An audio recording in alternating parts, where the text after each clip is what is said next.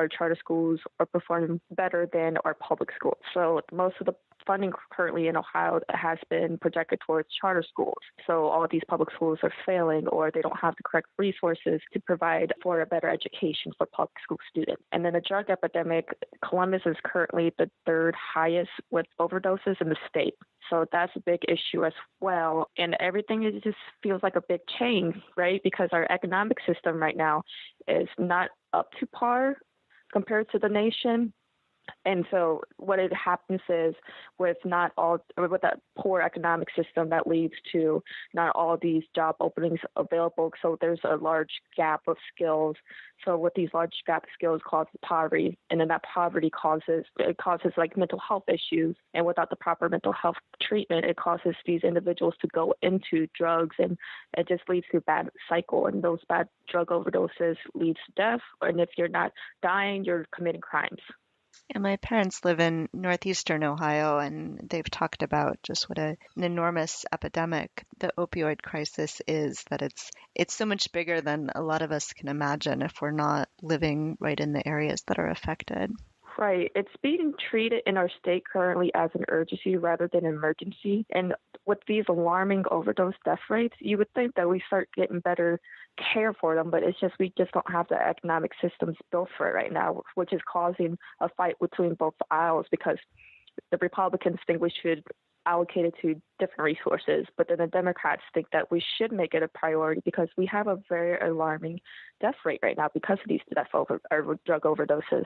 What are the kinds of ways that you think that the state can sort of make policy or allocate resources in ways that will help this crisis? I think we need to allocate our funds to the correct places, because right now the money in politics is a big influence with these policymakers versus the constituents, and that's not how it's supposed to be. So currently a lot of our state legislators are getting funding for charter schools or for pharmaceutical companies or for these gun lobbyists. So that's what's influenced them with these policies. But that's not how public policy should be processed. It should be processed based on constituent concerns and just the needs of the district itself. So with third state Senate district, there's been so many bills that's not correctly being voted for because he's still our current state senator is influenced by different dollars, and that's leading the state senate on the third district to lead towards the lobbyists. So the money in politics versus our concerns in the constituent services, because I'm sure they get a lot of phone calls about these issues, but they're just being ignored and everyone's just not voting on the correct issues. Can you talk a little bit about the ways that your own family background have sort of shaped the kinds of policies that you would like to see? Yes, so at a state level, because most of the legislations I've always worked for has been federal levels, but the more experience I have in the state levels, the more I get a little more, I guess you want to say, warm-hearted about trying to help my local community, because I'm a native of this district. I was born and raised in Whitehall. After high school, grew up in Reynoldsburg, which is also the eastern part of Franklin County, and now I currently live in Canal Winchester. Legislations that I've been working on a local level is having women have a choice. Their medical decision should be between them and their health providers rather than a legislator, so that has to do with abortions.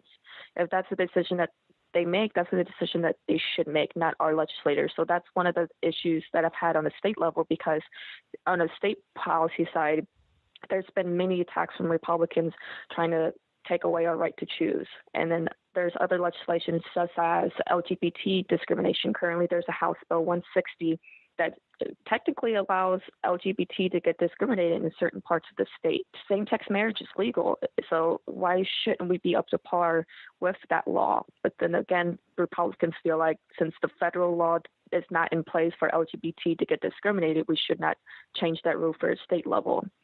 So those are two of my top concerns right now.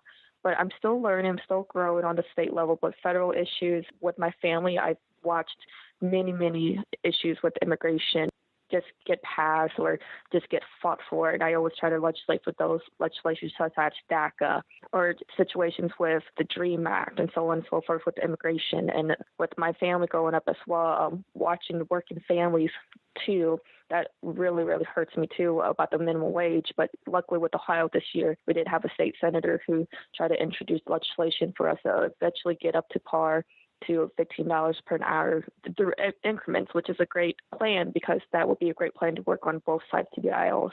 So it's just all about watching my family work so hard to make it in America by working through labor and unions and watching them have their rights taken away in terms of medical decisions or just getting discriminated too racially with criminal injustice as well. It has a big connection between the state legislations that I advocate for.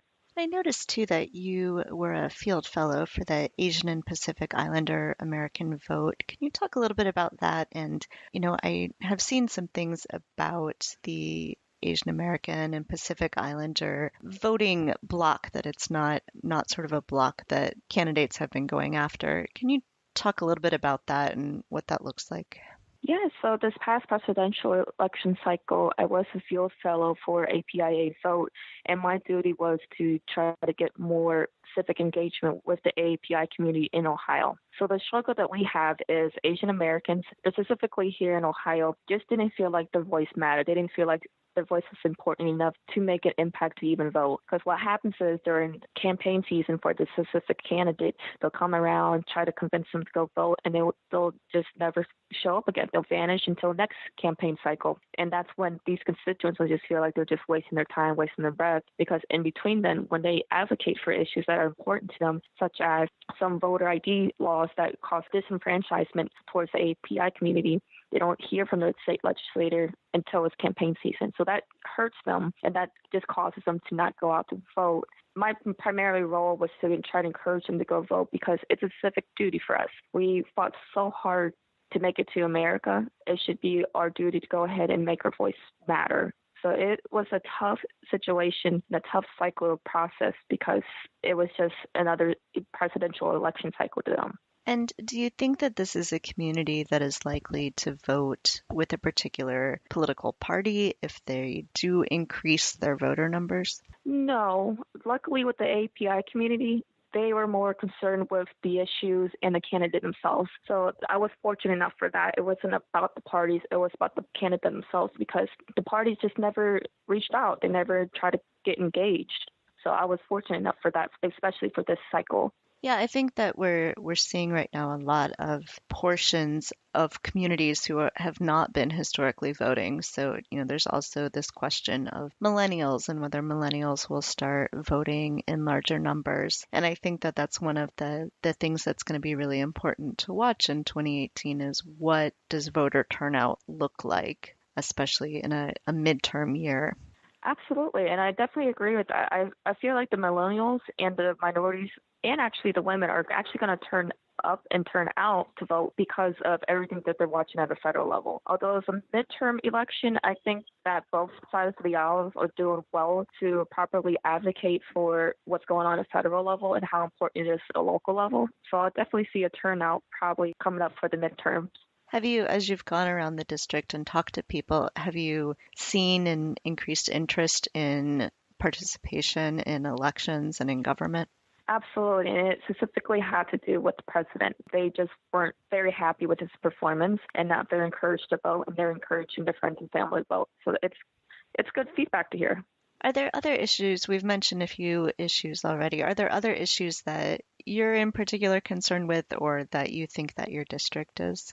I feel like our veterans are also not getting the proper treatment that they should be. So I notice a number of increase within our homeless shelters of veterans, and it's unfortunate because these individuals serve their country. But the issue is that they're having a tough time transitioning from combat mode over to civilian mode, right? And that causes PTSD. and without proper medical care or medical health care coverage, they're not able to get the proper treatment. So without the Medicaid expansion, which also correlates with the Affordable Care Act, these veterans aren't able to go ahead and get the proper treatment for their PTSD, and then in turn, it causes a chain of homelessness. So I feel like that's one of the concerns that our district feels like we should probably have a more urgency, let alone emergency for, and both sides of the aisle should agree with that we need to have better health care coverage, and especially for working families, women, and veterans, and of course, elderly.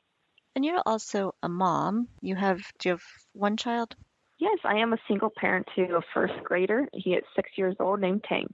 Great. I have a 6-year-old son as well, so it's a great age. Definitely a handful, though. Yeah. What does he think of you running for office? He loves it, but I'm really tired. Yeah. I'm so exhausted from working at private sectors in daytime, nighttime. I do campaigning, community work, and then getting ready my son for bed and just being a mom at the same time too. I have to be a mom 24/7. It's just something I can't switch on and off when I feel like it. And I am absolutely exhausted. I'm a single parent. I don't have any help, any support whatsoever. I bring my son everywhere with me. And if someone has an issue concern about it, I say, well, would you rather have my son sit at home and just play video games, do whatever, rather than watching his mom empowering women, empowering minorities, and making a voice in the district? And usually they shut up, stay quiet, and say, that's a good point, because we had to start them off young.